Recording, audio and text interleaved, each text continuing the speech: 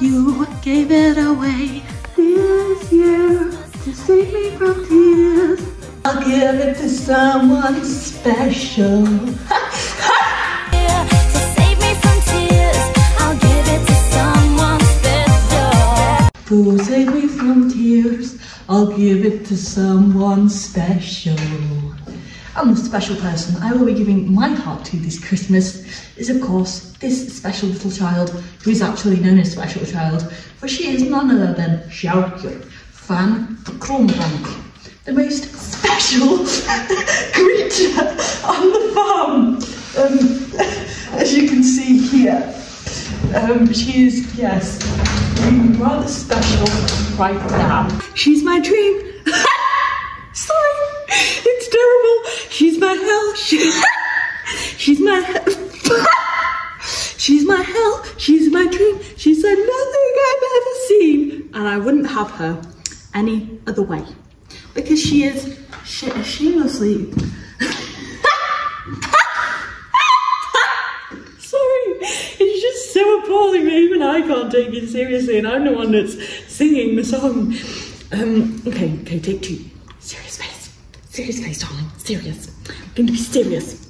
So, she's a sinner, she's a saint, she's my hell, she's my dream, and she doesn't feel ashamed, and I wouldn't have her any other way. That is how we describe my angel, Sjoukje van de Kronbank.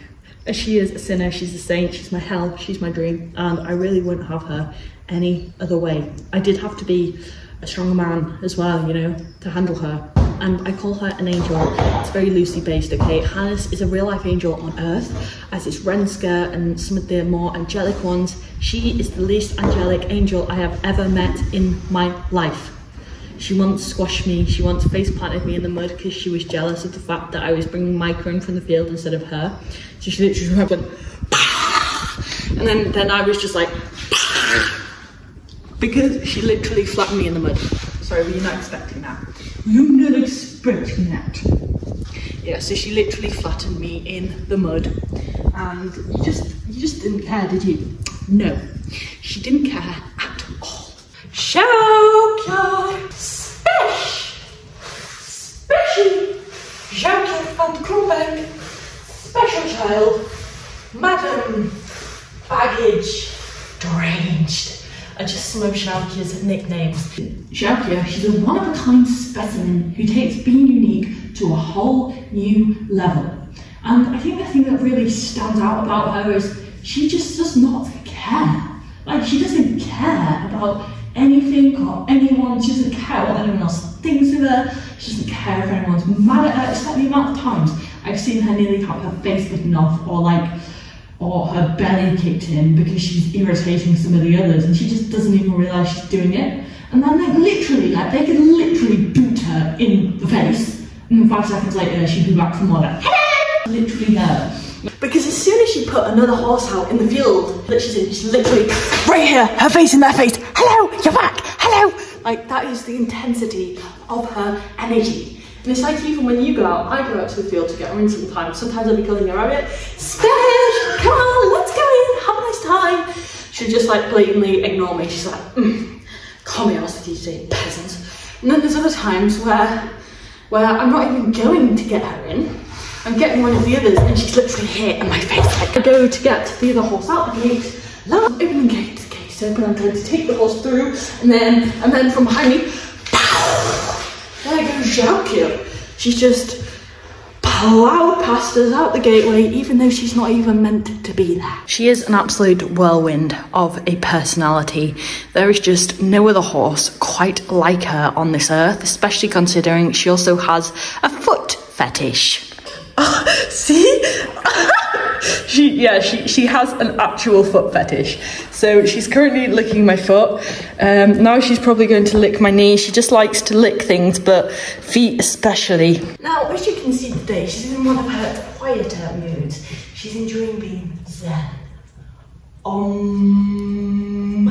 But tomorrow she could be intensity or angry.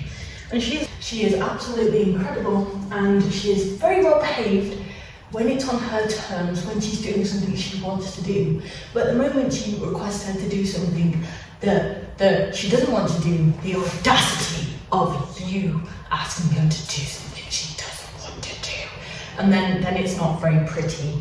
I've been on the receiving end of her temper, because she is a mare that is quite feisty when she wants to be. She doesn't look like it now, but I can assure you, if I did something to provoke her, it wouldn't be very pretty. If I did something to provoke her, it wouldn't be very pretty. Things that provoke her are trying her with a towel. She finds that unbearable. She doesn't like her tummy being touched. She doesn't like some of her fat pads being, she doesn't like it sometimes if you give her a nice massage, oh, that's nice, Shao, you're enjoying it. And then all of a sudden you hit a fat pad that she doesn't want to be touched, and the teeth come out and she goes, ah! Not that she ever actually bites, she just gives warnings. And she would follow through if you didn't oblige. That is also why I say if she was a TV character, she would of course be Villanelle out of Killing Eve. Because she could more than happily go and assassinate somebody, she'd be a female assassin. And then she'd go, oh well, I've just gouged their eyeballs out and stabbed them in the heart several times, they are dead. Shame. But I don't like them anyway, so I don't care. And then she'd just go home, make a tea, and go out and kill someone else tomorrow. And Sjoukje's role here at the Frisian Experience is basically just to be fat, funny, and flatten holes, which she does very, very, very well. Because due to her fractured extensor process, which is kind of located around the front passage, it's a non-union fracture. It's roughly, as you decided to go onto the floor now, in kind of this part of the leg here. I can't remember which leg it is, which is really bad, but it's one of her front legs. That's all you need to know. So as a result of that, she will never be sound, and she's mechanically lame. But she's paddock sound. She's not sound enough to work conventionally. So we just go into the arena together and we just play games, really. We do, because she needs to be doing, because she's got a very, very busy little brain that's currently going 1 million miles an hour. And that's when her behaviour does start playing up a little bit. The bad behaviour is when she feels like she's not seen, or she's not heard, or she hasn't had quite enough attention that she deserves, or enough mental stimulation. So that is when she does start acting out a little bit. But as long as she has the attention she desires, and she can bully me a bit here and there, she's quite happy with life. So that's all that matters. And Sjoukje, she absolutely adores affection. She doesn't necessarily always give it back. She just expects affection. She's like, I'm beautiful, love me. I might love you back, I might not. That's pretty much her as a person. As a personality, you never know what you're going to get with this little horse ever, and that's what makes her so amazing and slightly traumatizing at the same time. We've all been Sjoukjed at some point, which is where she's provided us with a near-death experience. I mean, near-death experience is perhaps a slight exaggeration, but you tried to injure us all at least once in your lifetime. So yeah, that's her. And she's great fun as well, if you ever come to visit here, to take her in a space like this, because she's just hilarious. Like, yeah, you won't be able to touch her tummy or do anything she doesn't like, but as long as you behave yourself, she'll be absolutely fine with you. She calls the shots, or she likes to think she does anyway. But ironically, even though she tries to dominate people, because she goes, I'm the best, I'm stronger than you, out in the field with the others, she's at the bottom of the pecking order, so all of the others kind of bully her, which is actually why she tries to dominate people and can be rather challenging in her behaviour.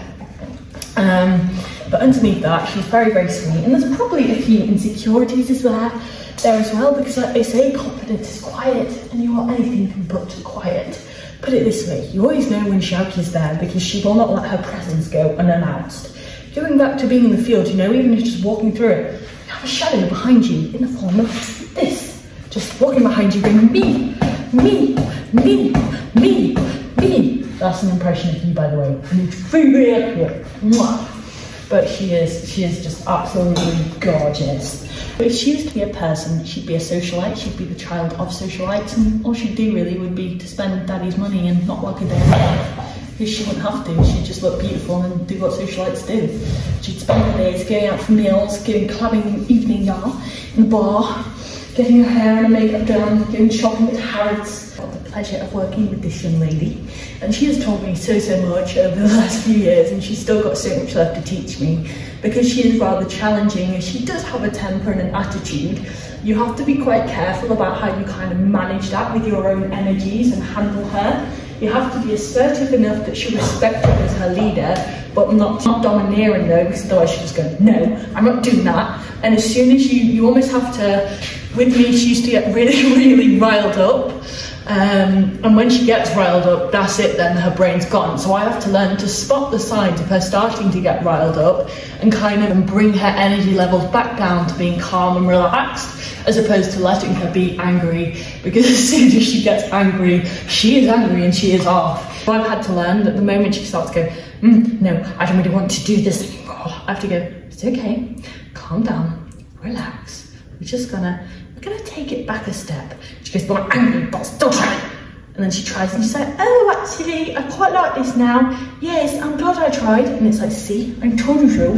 Mwah. But no, she's fascinating, and she's taught me so much about how to handle a more challenging horse. And it's not handling them, that's the wrong term.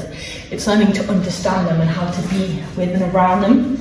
And it's finding that balance between, you know, ignoring the attitude and acknowledging it, because there's some days where she'll start giving me attitude, and I just carry it like normal, you know. I stand up firmer in my demeanour. I'm like, no, come on, we're just going to do this, and then she gets fine, and then she just kind of does it, and then she's like, okay, that actually wasn't so bad. And then there's other times where she takes it a little bit too far, and I have to have words and I have to go, Zhao, I understand that you're finding this challenging, but that is not acceptable behaviour. And she goes, fine, I'll listen now. And so yeah, it's learning how to handle her. But no, I love this little mare to pieces, honestly. But thank you so much for meeting her today. And guess what? There's only 15 more sleeps to go till the big 25th of December. And Zhao would like to remind you all that she would like a Christmas present, please. And if you don't send her one, she says she's gonna kick me in the face. No, I'm joking. But please don't kick me in the face, Zhao. Thank you.